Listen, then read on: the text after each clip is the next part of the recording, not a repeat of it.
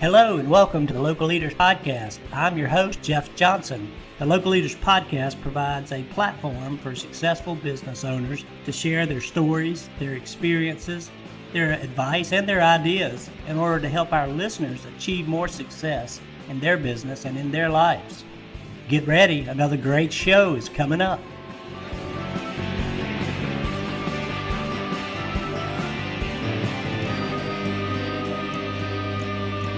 Good afternoon, everyone. I'm Jeff Johnson, your host of the Local Leaders Podcast. I want to welcome all of our listeners here for another show. We've got Nick Boban here with us today. Nick is from Craft Lounge in Idaho, Nampa, Idaho. And welcome, Nick. Welcome to the show. Hey, thanks for having me. It's great to be here, Jeff. Yeah, well, it's a pleasure to have you, and I really enjoyed our conversation before that we had. I think it was last week or week before, and had a chance to get to know Nick, and he's got pretty interesting stuff to share with us today, and it's a pleasure to have you on. And I guess we can get started and maybe just have you introduce the Craft Lounge, tell us a little about the restaurant and the business, and then we'll take it from there. Okay, yeah. So Craft Lounge, we started in 2017 in Nampa, Idaho. We're actually a 21 and over lounge, table service style. Really kind of dark, masculine, taxidermy, tufted leather couches, cocktail focus, stuff like that. Sorry, I already forgot your question. No, it's okay. It was just kind of to share a little bit about the restaurant. And that actually was a really good description. I didn't realize that you were just 21 and over. So does that require a membership, Nick? Or no. So in Idaho, I know that some states, each state has its own liquor laws essentially. Right. In Idaho, we have some pretty restrictive ones, but as far as like other states like Utah that require memberships and stuff like that, we're not. We're just open to the general public. Here, what it is it's called a restaurant endorsement on your liquor license itself, which I never applied for. We started out actually not having any food whatsoever. And to actually gain a restaurant endorsement, I'd have to prove that I had 30% food sales as an overall total. And our sales are coming up, our food is, but I'm still only at like 21%. I actually like it because it's an adult getaway, right? It's an escape. Mm-hmm. So I enjoy not having children around. I don't have kids yet. So well, you know what? I mean, there's so many places that you go, when you go out to eat that it can be disruptive. And there's tons of people out there with kids, and we all love we love your kids, we love our kids, but when it's time to go out for cocktails, maybe not so much. On a date. Yeah, no, exactly. Yes, I'll get a babysitter and get the Craft Lounge. So, how did you come up with the concept, and kind of where did it all come from? So, I've been around in the service industry for a long time, and I wound up working at a fine dining restaurant here in Nampa. And once I started in kind of that scene, I realized that the cocktail side of everything just was lacking, just kind of in our entire area, right? So that was all about the time that some of the big name bars out of New York were really starting to publish all their books. Mm-hmm. That's right, kind of the revival of the cocktail culture and all that kind of stuff was going on. Yeah, so, I remember. Getting a hold of books like Death and Co. and PDT, reading about Dead Rabbit, all those guys making a name for themselves and reintroducing that actually like early American cocktail culture. Looking around in my area, there's just nothing like that going on here, and no one even trying. Mm. So we just started. I was fortunate enough, the restaurant that I was working at, I was the bar manager, and we took their bar program from serving Long Island's into serving some of those new traditional cocktails. and watching his liquor sales just explode. And so I was like, oh, I think I'm onto something here. Well, and apparently you are, because if I got my numbers correct, you were you were up 130% this year so far in sales. Well, yeah, we were. It's been a wild ride. And honestly, we're very fortunate to be in Idaho. We wound up in a state that was probably the least restrictive as far as the pandemic came. So we actually saw a pretty solid growth rate in 2020 as well. So then to see a growth like that this year is just unbelievable. Yeah, I think you told me 30% that first year. Last year, yep. Yeah, and then 130% year to date, I guess, this year. So that's incredible and very inspiring for all of our listeners who are, in a similar situation, or in a worse situation where they're in a state that is much more restrictive. And there's plenty of people, in that predicament as well. But I'm glad to hear you guys are rocking and rolling. I haven't skipped a beat yet. Yeah, and you've added food. Did you guys have to close? Did you guys have to close at all during COVID? Was there any shutdown at all? Yeah, there was a flatten the curve out here, right? It was a 21 day. Everybody just stay home, see what's going on. Yeah. And it was a weird one, the way that we handled that. So we did. I closed the bar. I took my whole staff. I kept them on payroll, all except one because he didn't want to hang out. And we went up. My business partner has a cabin, and so we went up into the woods for about a week and a half, just hung out, and we all got up there sitting around campfire, and we all just got bored. This is what we like to do, right? So we came home. We started to finish the expansion that we had previously undertaken, and then we just opened back up after that's 3 weeks, with the blessing from our city, obviously, and it was very well received in our community. Yeah, well, that's pretty cool. It's nice to have a getaway, and it's not often that you see a business, with all your employees and taking them up, and not only getting out of the middle of the pandemic, but having some time to bond and talk and figure out kind of what your next moves were. Oh, it's great. I mean, especially when you can get up. We're fortunate. There's a lot of area around here where there's no cell service. So getting up out of the woods, spending a week and a half in the woods, you just forget what's going on in the rest of the world. Yeah. So it's really nice. You just come home a little bit refreshed. Yeah. Well, we all need a getaway like that, and I'm sure you could use one now. But now you're too busy. You're too busy selling. Hey, it's all right. No, it's fine. It's doing great.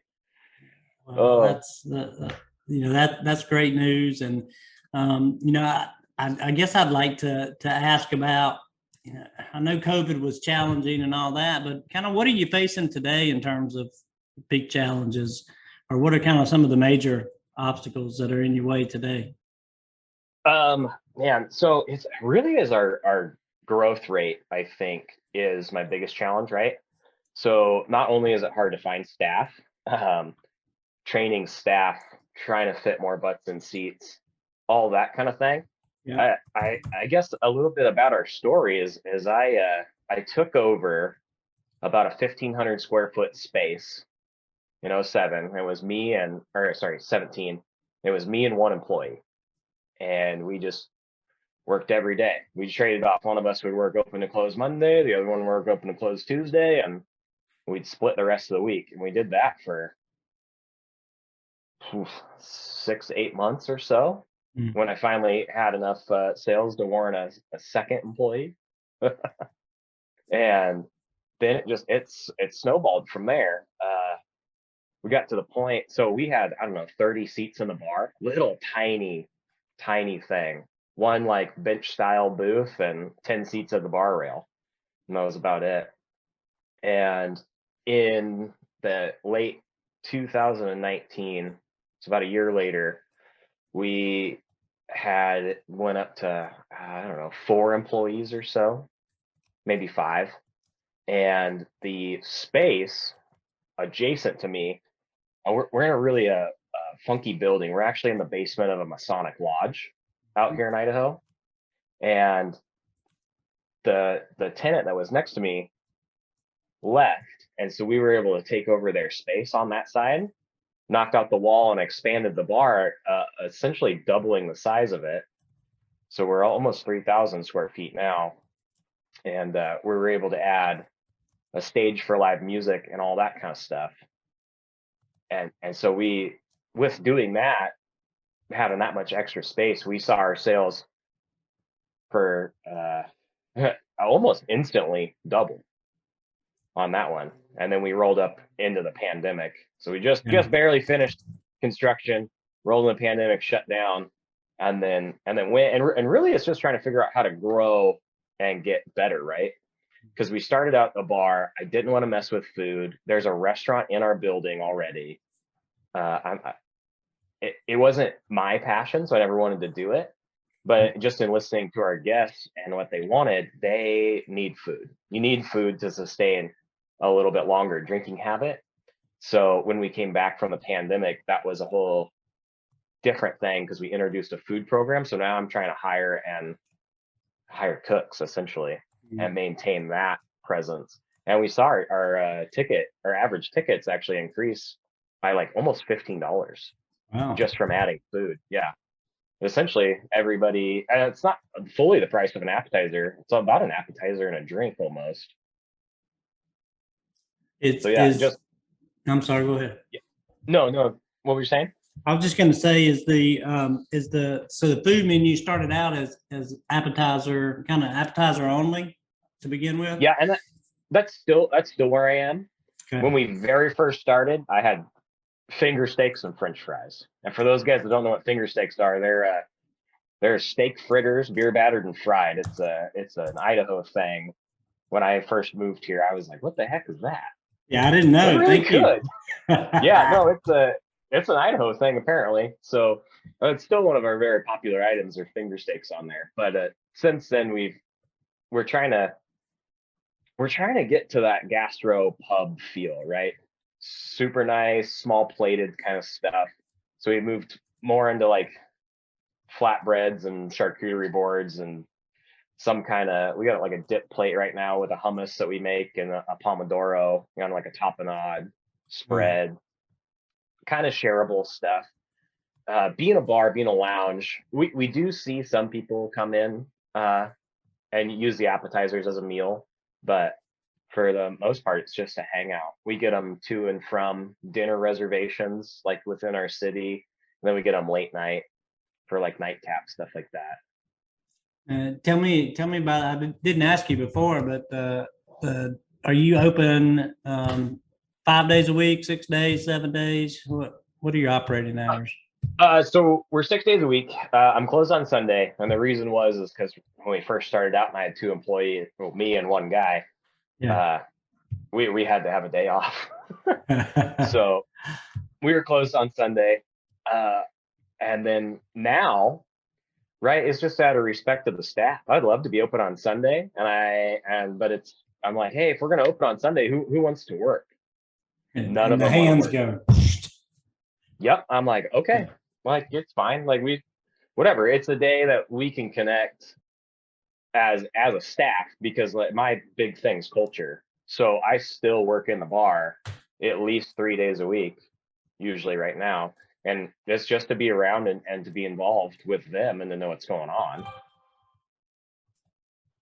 Yeah, that is well. If you're not there and you're not engaging, you're not kind of seeing what's going on. It's difficult to make sure that the culture that you envisioned is I guess being executed.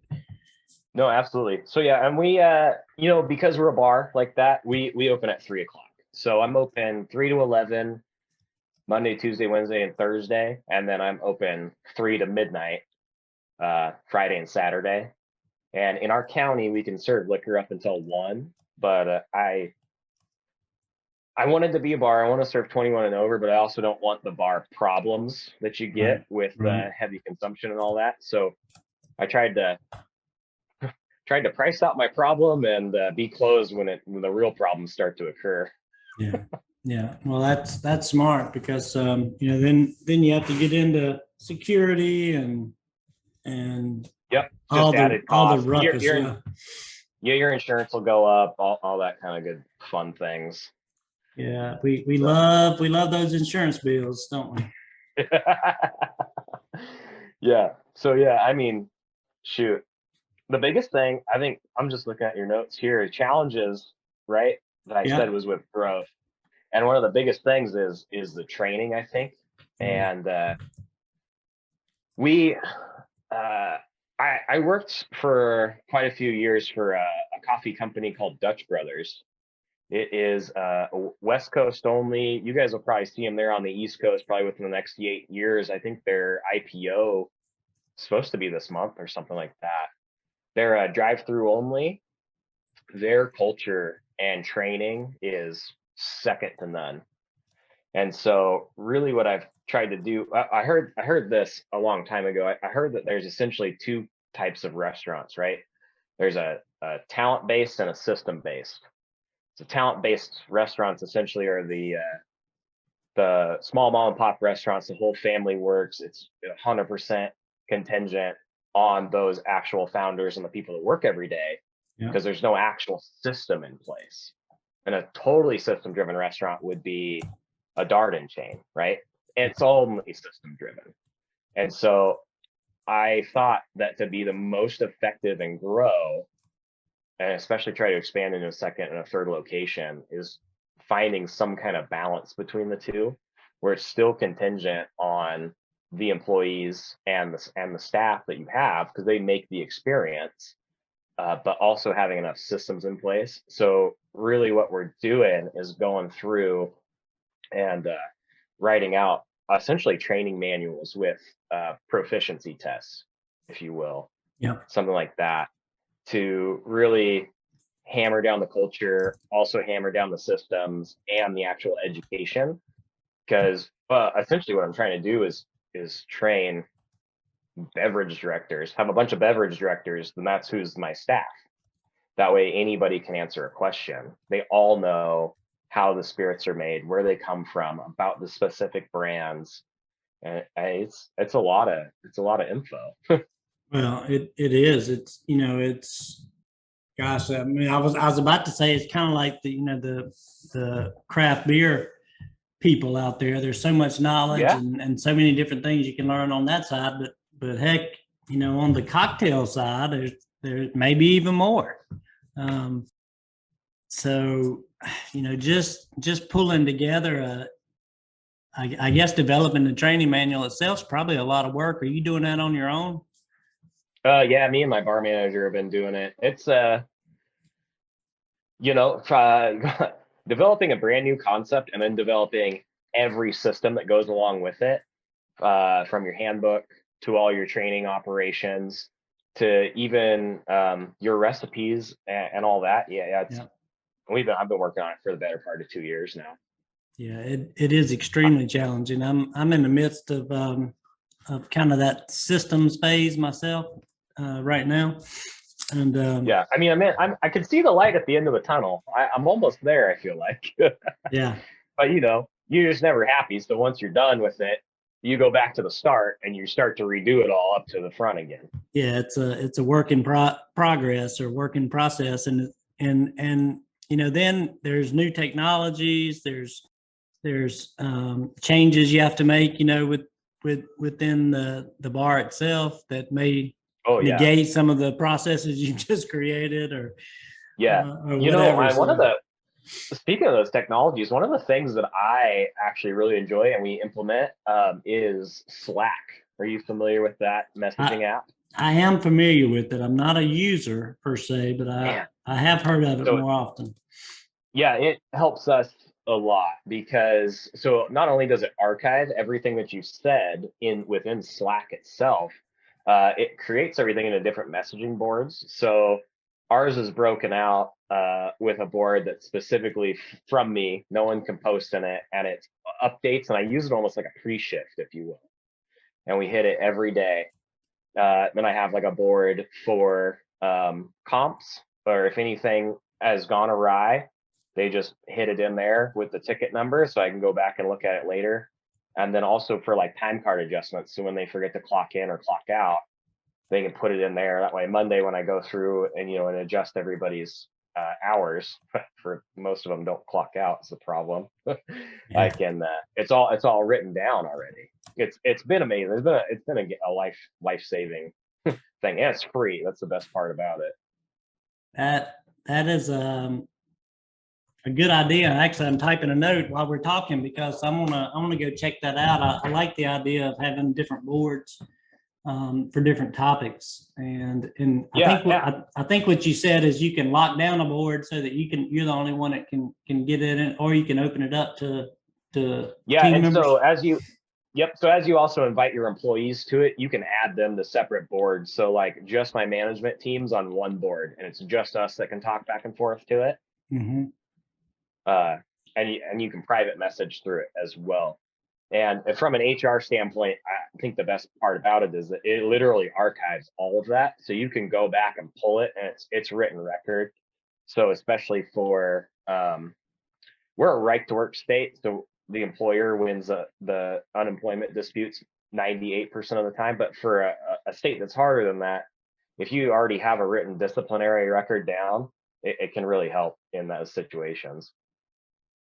I love that idea, and I think that's the first time Slack has come up as a solution in restaurants in the conversations I've had, with this podcast. So I want to make sure that I understand it and our listeners understand how they can use it, and I'm going to check that out, and maybe we'll do a little demo podcast with some different technologies and tools like that, especially the free ones that can help other guys be more effective in their communication, because that's what that's all about, is communication. Oh, absolutely. Yeah, that's cool. Now, I don't know, are you able to use it for training at all, or is that? I haven't it's more of it's a messaging app. So okay. I don't know that you might be able to, but I feel like training, there's some other technologies I haven't looked into. I know that you can create your own tests and stuff like that, proficiency type stuff. Yeah. I don't know what they're called off the top of my head though. I was just curious. Probably not as well used for in training side, but and I'm sure there are other options out there. Maybe some of our listeners can hit us up later and share any training sites or softwares or solutions that are helping you to be able to train your staff. We'd love to know that and share it with Nick and our audience. So please feel free.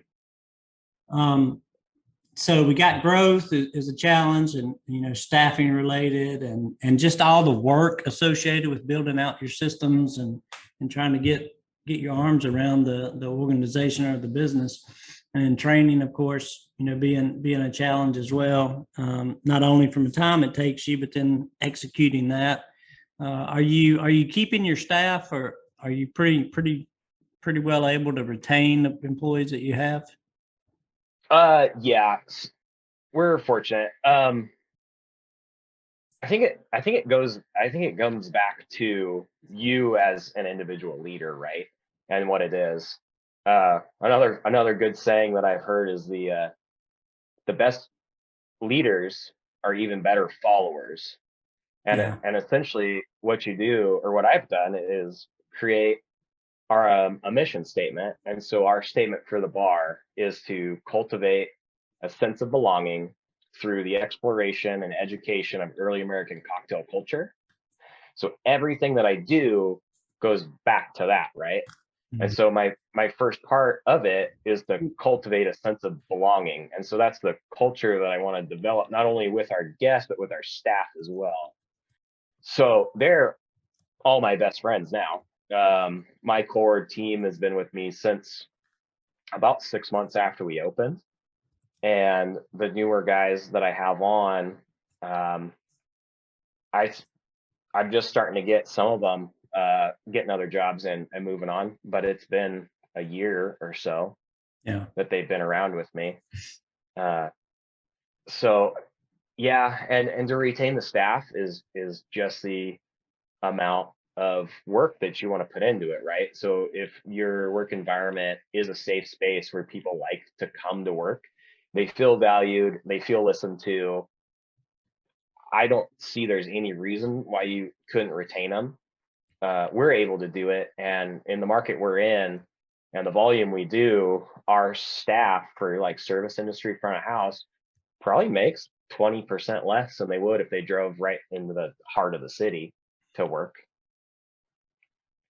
uh, and it's, I know, it's just small acts of kindness. Everybody's got, a way that they like to be talked to. Everybody has a love language. I don't know if you've heard about Oh, those. I know love languages. Don't get me started. Yeah. So I mean, most of my staff are gifters, right? They love the gifts. So Yeah. usually Fridays I'll show up with a round of coffee for them, or I'll buy them all Red Bulls. We don't carry energy drinks or anything in the bar, so kind of like that. Shoot, last Saturday we usually run a shift with like 8 people. We only had 4 plus me, and so they all had to work open to close. So I bought them all. I had Domino's delivered by the end of the night and bought them all a beer. Yeah. It's the little things. Take them out. We do a stand meeting once a month and go over you know all the what's what and what's going on in the bar. I always feed them and take drinks. I give them drinks, and we do a yearly like staff retreat. So here in a couple of weeks, we're going up to another cabin, and we're gonna spend the weekend in the woods just to hang out. Very nice. So I know that's pretty abnormal for our industry, though. I will say that. Yeah, it's a little different, and it may be, as you grow, it may become more and more difficult from a scale perspective to do that. Although, it can be done if that's part of your culture and one of the things that you want to make happen, then you will. No, But absolutely. yeah, That's good. now you mentioned. Hold on, let me go back to my note here because I want to make Okay. sure that we talk about a little bit about your. There's 2 things, but the first one is the fact that you not only have your bar, but you also manufacture bottles and sell your own mixers. Did I get that right? Yeah. So very early on starting this, as I think a lot of restaurateurs and bar owners know, is consistency. And if you can't have a consistent product, no one's gonna come back, right? Yeah. So early on, I knew that if we were gonna grow and I was gonna do any kind of multiple locations, especially for how intricate we do things, that I was gonna need to essentially produce all in one place the products that we use in the bar, essentially. Because I like to do everything from scratch. I think it turns out better. And in doing that, we were making these syrups for the bar, and our guests also were asking us if they could buy it because they want to make the drinks at home. Right. And I'm like, yeah, oh, absolutely. So I was dumping it in old liquor bottles and stuff and selling it to our guests when they wanted it. And I'm like, okay, well, it's going to be, I got to get kind of legit with it. So we started a sister company called Housemade, and we're housemadesyrup.com. And we're bottling and selling our cocktail mixers. So we got about 10 SKUs right now. And part of that growth that we're doing there, I figured that other bars and restaurants in the area could benefit from it, so they could have scratch made syrups essentially for their bar program without any of the labor to make the syrup. Right. So we're actually very well received in the Valley, and supply quite a handful of other restaurants and bars.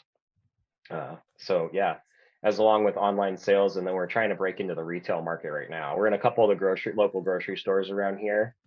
But we're really working to grow that, because that I think It's really exciting. We just put an offer in on a property. We got accepted for our own manufacturing facility because right now we're just producing it out of the back of the bar, and it's a space constraint to say the least. Yeah, not optimal probably with the Right. space that you have, and probably not set up with production in mind. But Nope. It's all on a little cart. You just clean everything off, wheel out your cart, set everything up. It's a full day. It's a lot. yeah, I expect. But what a great idea, because it sounds like you're a bit of a perfectionist, Nick. Now, don't get me wrong. When we No, have you're not wrong at all. Yeah, when we have people feeding us food and drink, we having someone who's highly detailed and a perfectionist is a good thing. So Right. instead of depending on others, you just said, I can do it better, and I'm going to make my own. And it sounds like it's going very well. Yeah, we're blessed. We're blessed for sure. Yeah. Now, we talked about expanding that production, into a new real estate and things. Do you tell me about the kind of the growth plan? We spoke of it earlier. You want to kind of give me the rundown of what you guys are anticipating doing, and that may take away a couple of questions I was going to ask. Yeah. So we're twofold, right? And so right now this year, I'm really focused on growing that house-made side of things with the cocktail mixers. We've been working with the Beam Suntory brand this year. We purchased a barrel from them, and in return, they're going to be purchasing, hopefully, quite a few units to do the value-added product packs for the holidays. So they're called the VAT packs. They're little cardboard boxes that you get like a bottle of liquor and like a free gift in it, essentially. Yeah. And so across our northwestern states, we're hoping that we can get our huckleberry syrup specifically into it, which for those of you guys don't know what huckleberries are, it's also a northwestern thing, and it's essentially like a little dwarfed wild blueberry. Mm-hmm. A little tartar than a blueberry would be, but pretty similar. And so really to kind of execute that and using that as a springboard to try and break into the retail market, we're at the point to where I needed to be FDA approved yesterday. So we're getting a facility, and mostly what that means is for cross-contamination stuff and having dedicated equipment. Something that's not touching flour or eggs or animal products. It's just touching pretty much sugar and juice. Mm-hmm. So yeah, we're very hard. I'm working hard trying to get into our own space. Yeah, now for your retail strategy, are you looking where are you looking to go? What are your kind of and maybe where are you now? Right now I'm in a handful of bodegas and a couple of the local grocery stores that are around here. Okay. The grocery store that I'm in is Albertsons. It's a pretty large Northwestern one. So they operate probably, I don't know how east they go, but I know essentially if you drew a line straight down from Idaho all the way to the Pacific Coast, they're all over the place. So they're a Safeway brand. Mm-hmm. It would be nice to get fully distributed off of them. The biggest thing that I'm hoping to gain off of this Beam Suntory one is actually the liquor division. So Idaho is a state-run liquor. So all the liquor stores, anywhere that you sell liquor, they're all state-run. And so I'm hoping to try and get in with them. Their process for listing new products is very bureaucratic. Yeah. We've been through it a couple times and haven't made it, but I'm hoping that with a little bit extra backing, we can go through it there. And then as far as our actual marketing strategy for that is really home bar focused, right? So it's actually helping our customers from when they purchase the product all the way to use it all the way through till the product's gone. And so that comes with more education, right? So we actually do a podcast as well from that. It's called House-Made Syrup, and it is focused on non-industry people is what we're doing. So we're focusing on the other side of the bar explaining like what spirits are, or like what is gin and rum, like how is it different from anything else, like how would you use it in a cocktail, like what's the simplest way you can execute some drinks for your friends when they come over so they think you're just a genius, you know. Yeah. It's that kind of stuff that we're looking at. And everything we've done has been word of mouth, right? Really. And it's very, I would say almost guerrilla marketing. It's not though, because it's all mainstream now, but it's all social media based, you know. Right. We've done some local print and stuff like that in our area, and I see almost zero return from it every time. You know, you're like, oh, it sounds like a good idea. Like, I'll take an ad out, and then maybe your mom calls and she's like, hey, I saw your ad in the paper. I'm like, oh, thanks, Mom. Yeah, exactly. The last ad I ran, I didn't even get that. So you're doing pretty good, if you ask me. Oh, right.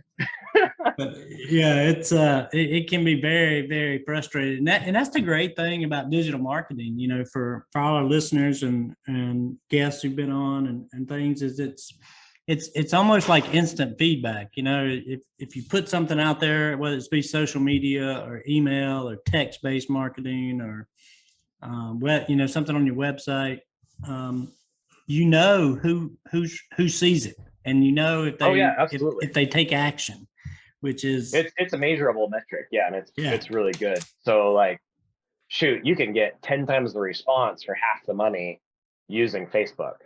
Yeah. Or Instagram. And I guess that's the next thing, is targeting your demographic based on which social platform.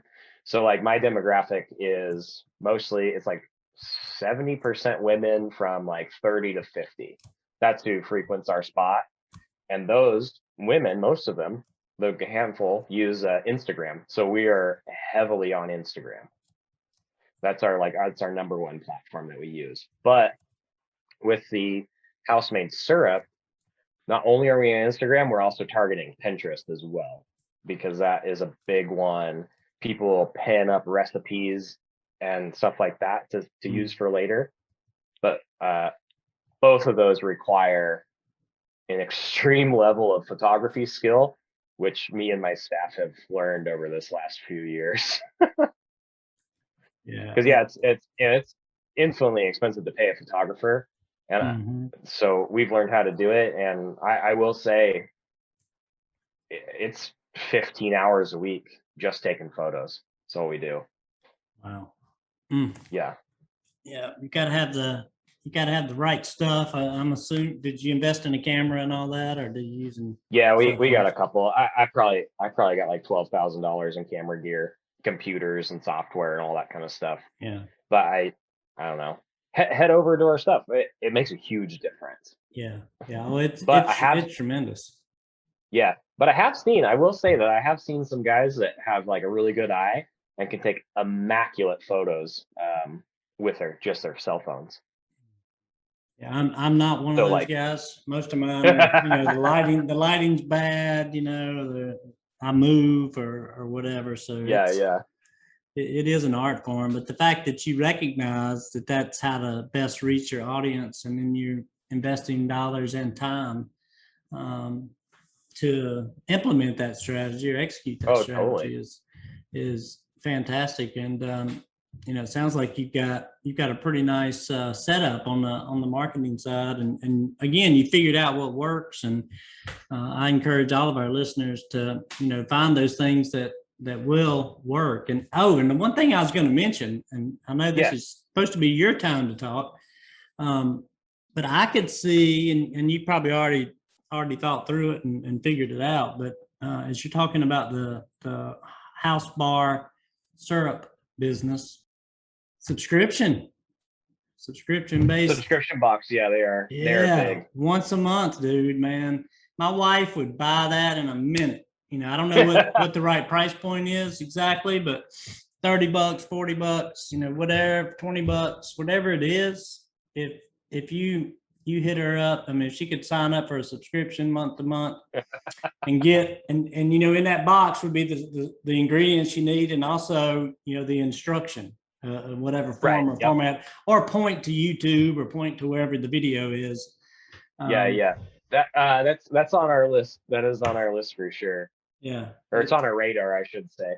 Yeah, that would be really cool. I don't know anybody that's doing it. There's a couple guys. There's a couple cocktail subscription boxes that are out there that are doing a good job.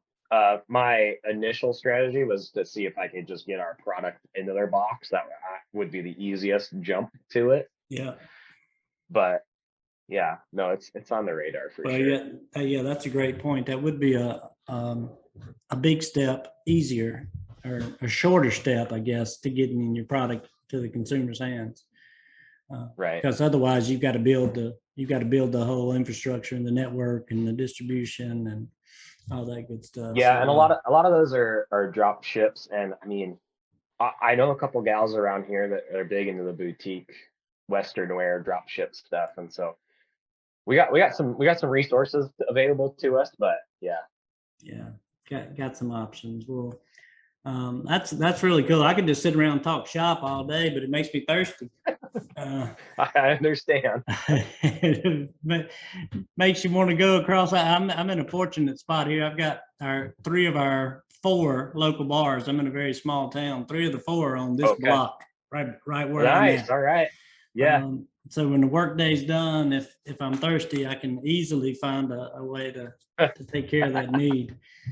Absolutely. Again, it's a really small town that we're in here. So we talked about growth, and I jumped ahead because that was kind of last on the list, but I get out of order sometimes. We talked about the businesses that you have going, because running the bar, being a bottler and manufacturer, and and being a marketing team and being a marketer. And photographer and all the other different hats that you wear. So all of that, are really challenges and ways that you're finding to kind of overcome those. And we even talked about leadership, in an off way or an indirect way, because of some of the things that you're doing with team building, with your folks and taking them out and spending time together. And the love language piece I really like. I've never thought about the love languages. It's not just with your significant, that's with anybody you meet, right? Yeah, it is. But I've always thought of it on a personal level, but yeah, it worked for business just as well. And for our listeners, that's love languages. Who wrote it? I usually remember. I've gone blank. Matt, I can't think of it. Hold on, I'll look here. Neil something? Neil Rackman? Gary Chapman. Okay. All right. There it is. The love languages. For all of you people out there who want to know what we're talking about, go check it out. And it's a great read or audiobook. There's probably podcasts about it too, as far as. Probably. Oh, yeah. Yeah. So let me ask you kind of one last string of questions, or 1 or 2 questions related to measuring success in your business. And I call them success metrics, but what are you looking at to determine how well your business is doing? Are you a big numbers guy? Are you feel? Yeah. So so I went to college. I graduated college with a degree in accounting. Okay. And so that's my that's kind of my little background. But as far as numbers go, right? Every week we're doing a budget and kind of a look back on the last week, always analyzing our purchases, and then on a monthly, quarterly, yearly basis, looking at our cost of goods, our labor percent, and the rest of our expenses. So I do watch that quite a bit. My profit percent last year, God, I can't remember what it was. It was disgusting. It was like 8% or something for 2020. And so this year, my goal, I wanted to be at, I think 12% is what I had set out to do. So that's profiting 12% of gross sales, or sorry, net sales, 12% of net sales. And so far, year to date, we've profited almost 22% of net sales. Wow. So that, like, as far as a metric goes, like that's a big one for me. That's amazing. To get there though, it's like everybody already knows, it's about cost of goods and labor and how you watch and monitor it. And the labor, man, I don't know. It comes back to the culture and the training and all that stuff. And your labor falls in line when your employees give a shit, pretty much is what it comes down to, right? If they care about you, they're going to take care of you. So in reverse, you have to care about them and take care of them. So I'm running labor on a bar, which I don't know, does 20% food. So I have cooks as well, but we run about 16% labor, I think. Wow. Is and I know that's really awesome for a restaurant, but like when you start talking about front of house stuff, we start all of our guys at $6 an hour. And where we're at, it's federal minimum wage for typical employees. I think it's like 287 or something is all you have to pay front of house. So we start at 6 because, like I said, they make less than tips for over volume, and we're a little bit outside of city center, so some of them got to drive. Most of my guys make almost $9 an hour plus tips though, like front of house wise. And It's amazing. yeah, In the I know the restaurant space, really well, but not as clear on the bar space. So right. And I this is the first bar that I've been fully involved in, so it's I'm not 100% sure. I know a lot about restaurant space too, so they're like, all right, make sure you can hit 30% labor, and I'm like, okay, what's way lower than that? Did I fuck that? Like, did I do it right? Or yeah, and some of that is attributable, as you said, to the front of house being your heavy front of house because right, 80% front of house. Yeah, and because as far as my kitchen sales percent go, I run 30 to 35% labor off of the food. Yeah, and what about now? Is liquor or liquor prices and all that goes into cocktails, are they on the rise like food, or are they holding back? They staying a little more steady?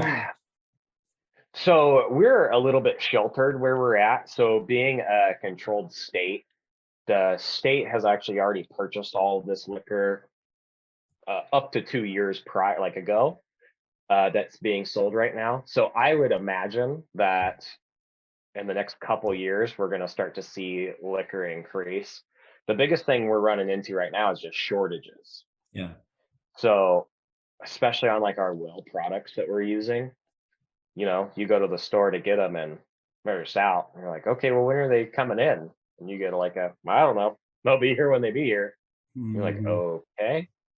And so that's been hard for us. So we tripled our inventory essentially is what we did, just so that we could, which is good because there's up to 3 weeks at a time where I can't buy well liquor. Yeah. Just because it's not there. And I don't know, it's a multiple layer problem, right? Probably has something to do with production. It probably has something to do with packaging. Probably has something to do with distribution. So I haven't seen as dramatic of an increase though on liquor that we have on food.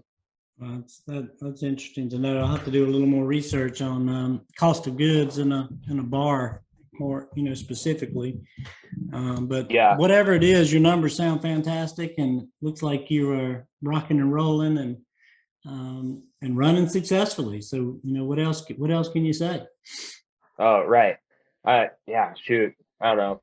Don't ever be complacent. I guess that's a good one. It's right when you think you're good, you're not. yeah. That's a good point. Or something breaks, or something changes. Oh, something always breaks. Yeah, that I've learned about the food service and beverage service business. Is something's always breaking.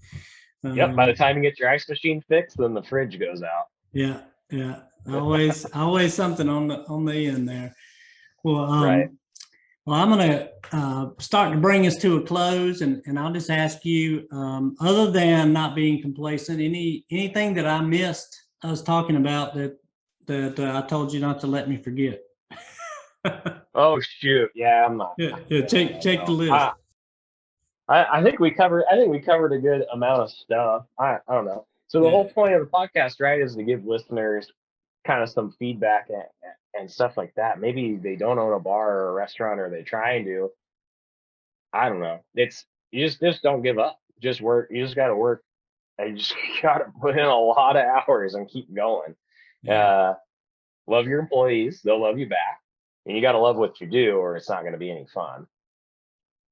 Good point. So, yeah, I don't know, No, man. Other than that, those are great points. Great pieces of advice, and we'll be sure that that our listeners will appreciate that, and also you just sharing your story, because the things that you're doing with the distribution piece and retail, and you're finding new revenue streams, right?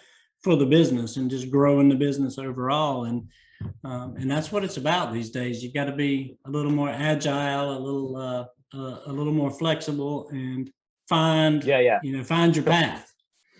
Yep. Learn, adapt, and overcome. I don't know. Yes. I guess one of the other things too from being an entrepreneur is that, like, it's okay that you don't know what you're doing. I wake up a lot of days and have no idea what I'm doing, but you just got to learn from your mistakes and just don't do them again. Yeah. Yeah. And just forget about it. Move on. Right. Just move on. Yep. 100%. And don't Write it dwell. down, acknowledge it, throw it away.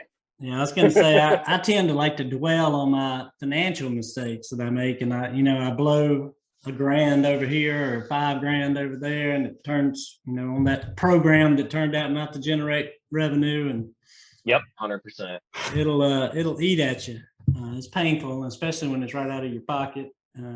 Right. But you just got to keep trucking. Got to keep trucking. Absolutely. Well, Nick, it's been a pleasure, my friend, getting to know you a little bit better, and having a long conversation with you today, and learning more about what you're doing. And for all of our listeners who have not had the opportunity to come see you, tell us once again where you're located at. Yeah, so we're Craft Lounge. We're in Nampa, Idaho. It's, I don't know, 20 minutes outside of Boise, which is the capital. We're among the fastest growing states and cities in the country right now, which is a little bizarre for us. Nice. But you can find us online on Instagram at craft.lounge, or craftlounge.com is our website. And then our syrup is at Housemade Syrup, or housemadesyrup.com. And the podcast for Housemade? It's Housemade Syrup, or Housemade Podcast, I think is what it's called. Housemade Podcast. Perfect. Well, we're experiencing a lot of growth in our category, so I've been told that it pops up towards the top, if not the number one. Awesome. That's even better. Well, I'm gonna be waiting on my subscription box, so when you get around to that, just let me know, and I'll be your first subscriber. It's up there. Get after it. We got I think we got 32 episodes up. Oh yeah. No. And what I want is my subscription, my home delivery subscription. Your cocktail's going. I got you. Yeah. Okay. Yeah. I'll let you know when that happens. I need my mixer, man. I need my mixer. Well, it's been awesome. Thank you so much, Nick, for being on today, and we appreciate it. And for all our listeners, we appreciate you joining us for another episode of the Local Leaders Podcast. My name is Jeff Johnson, and I appreciate you being here. And please tune back in every Monday and Wednesday. We are releasing episodes at 6 a.m. On each of those days, and we look forward to you learning more and being more successful in your business. Thank you.